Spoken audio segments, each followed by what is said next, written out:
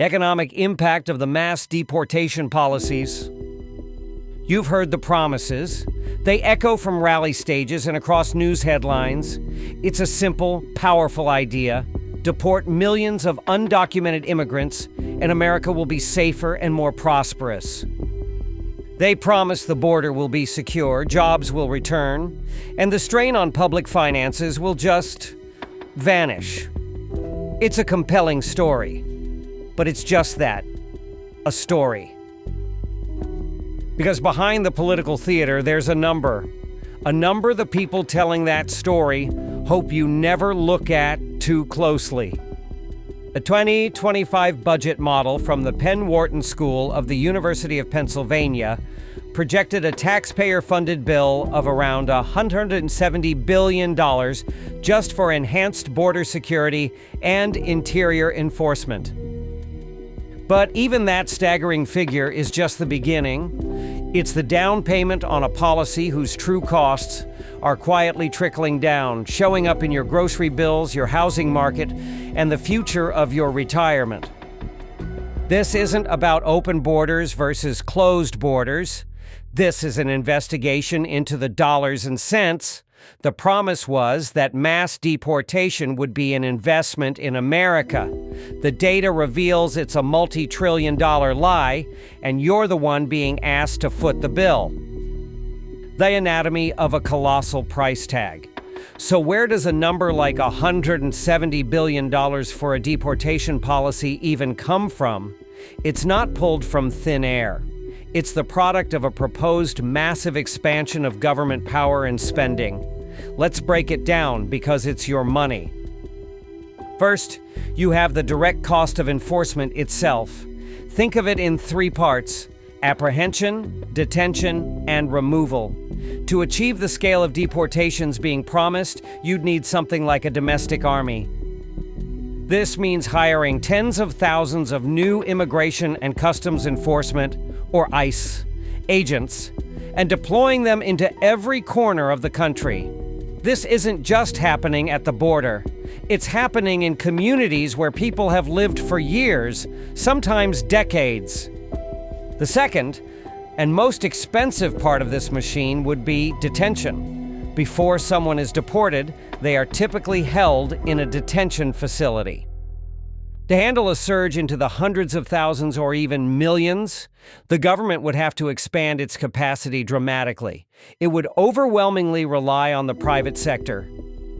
Companies like CoreCivic and GEO Group are essential partners in this enterprise, with some reports from 2025 suggesting that around 90% of all ICE detainees are held in privately operated facilities.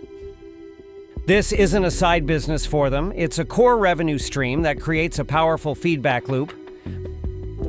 The government allocates billions for enforcement, which funds contracts for private detention, which in turn creates a corporate lobby with a vested financial interest in seeing the number of detainees and government funding continue to grow. Finally, there's the cost of removal. One 2025 analysis from the Penn Wharton budget model projected that the entire deportation process, from arrest to removal, has an estimated cost of over $70,000 per person. If the goal were to remove 1 million people a year, you'd arrive at an annual cost of $70 billion. Removing the entire undocumented population could approach a nearly $1 trillion increase to the deficit over 10 years. But this money has to come from somewhere. It's reallocated money. To fund this massive enforcement apparatus, other parts of the federal budget could be on the chopping block. The very social safety nets that working Americans rely on could become the piggy bank for this operation. We're talking about potential cuts to programs like the Supplemental Nutrition Assistance Program, SNAP, which helps families afford groceries, or Medicaid, which provides health care for low-income citizens. It's a direct transfer of wealth away from public services and into a sprawling enforcement machine. The promise of fiscal responsibility becomes a shell game, where your tax dollars are simply moved from one ledger to another. The proponents of mass deportation make a simple economic promise: remove millions of low-skilled workers, create job openings for Americans, and drive up their wages. It's basic supply and demand. Sounds great, right?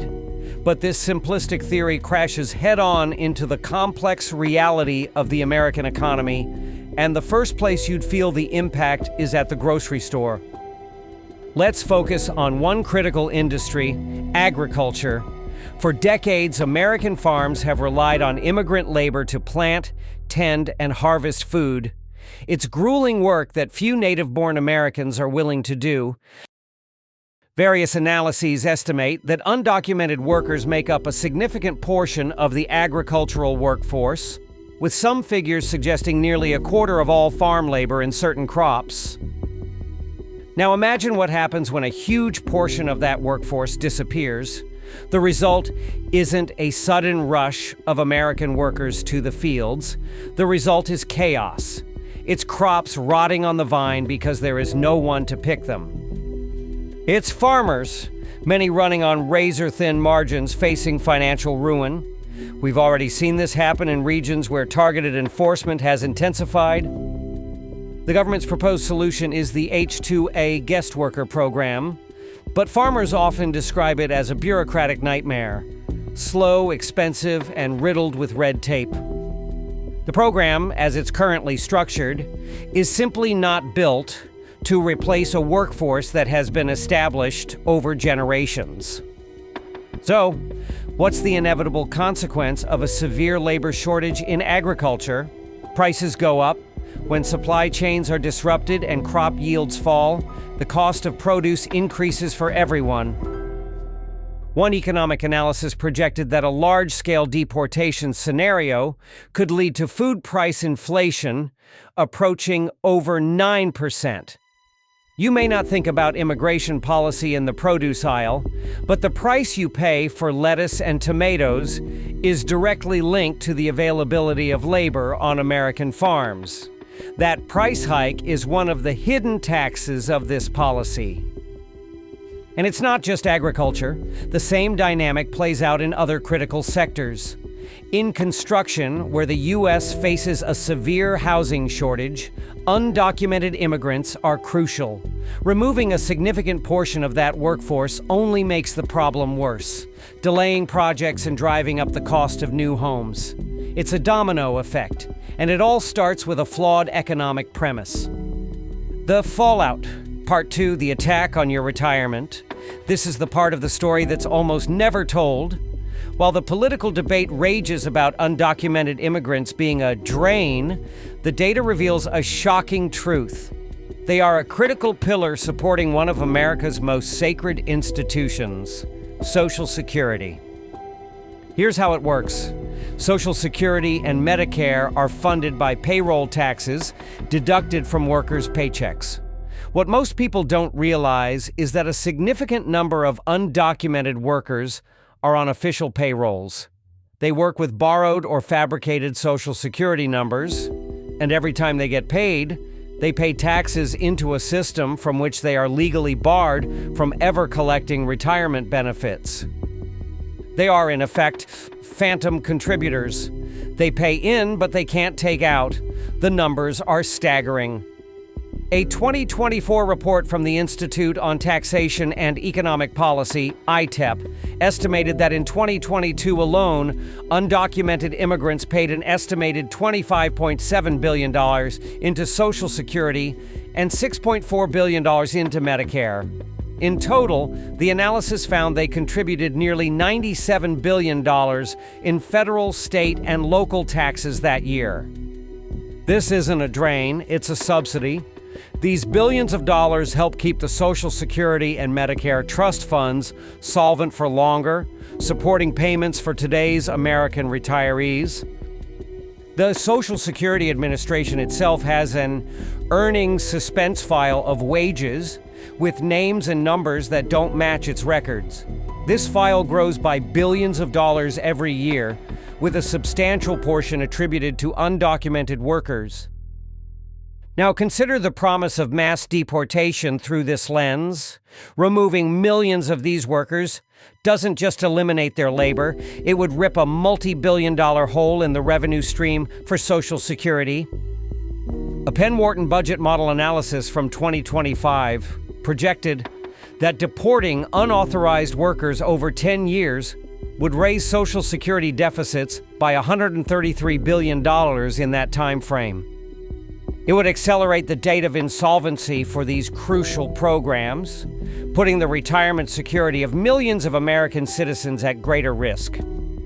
The policy sold to protect American resources would, in fact, weaken the financial foundation for our nation's seniors.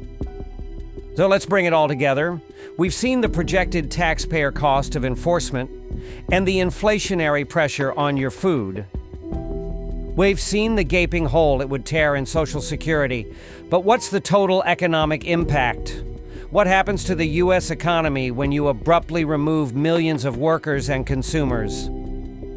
This is where we move from billions in costs to trillions in losses. Multiple economic models have tried to answer this, and the conclusion is universally grim. An older but still cited 2016 study from the Center for American Progress projected that deporting all undocumented immigrants would reduce U.S. GDP by a staggering $4.7 trillion over a decade and cost the federal government nearly $900 billion in lost tax revenue. More recent modeling reinforces this dire outlook. A 2025 Penn-Wharton budget model analysis projected a GDP decrease of between 1.0% and 4.9% by 2034, depending on the policy's scale. This isn't just about the lost labor of the deported workers, it's about the interconnected nature of our economy. Economists call this labor complementarity. Immigrant and native-born workers often aren't substitutes. They're complements. An immigrant worker might perform manual labor on a construction site, which in turn creates the need for a native-born project manager, an electrician, a plumber, and a sales agent. You remove one piece, and the entire production chain suffers. The Penn-Wharton model found that mass deportation could actually reduce the wages of many high-skilled native workers, affecting an estimated 63% of the workforce. By shrinking the overall economy, it reduces demand for everyone. The promise of higher wages for American workers turns out to be a mirage. While a very small number of low-skilled natives who directly compete might see a wage increase, the overwhelming effect is negative, dragging down opportunity for the majority. This is the central lie. The policy is sold as a surgical operation to remove a problem. The data shows it's more like a sledgehammer to the economy, destroying wealth, productivity, and jobs. The initial price tag is just the entry fee. The true cost, measured in lost GDP and lost tax revenue, climbs into the trillions. It's not a policy that prevents bankruptcy, it's a policy that actively causes it. We began with a promise that mass deportations would make America richer and more secure. We have followed the data from the direct costs paid by your tax dollars to the cascading consequences for your grocery bill, your retirement, and the national economy. The conclusion is inescapable. The real threat to America's financial stability isn't the immigrant worker picking crops or roofing a house. The real threat is the policy itself. A policy projected to demand billions in upfront spending for enforcement. A policy that would create labor shortages and drive up the cost of living for American families. A policy that weakens Social Security by removing billions in contributions. A policy that would shrink our national GDP by trillions of dollars. This is not about open or closed borders. This is about smart or stupid economics. It's about understanding that in a complex economy, you cannot simply remove millions of people, workers, consumers, taxpayers, without devastating consequences. The promise was a lie. a multi-billion-dollar lie that serves a political narrative but betrays the financial interests of the very people it claims to protect. The data shows the costliest thing we could do is fund this economically illiterate policy. The question is no longer whether we can afford to have immigrants. The real question is, can we honestly afford the price of getting rid of them? The national conversation on this is dominated by fear, not facts. The only way that changes is if more people understand the real economic data. If you found this analysis valuable, share it. Help get this information out there. Subscribe for more deep dives that follow the data, not the talking points. Let me know what you think in the comments. What part of this economic impact surprised you the most?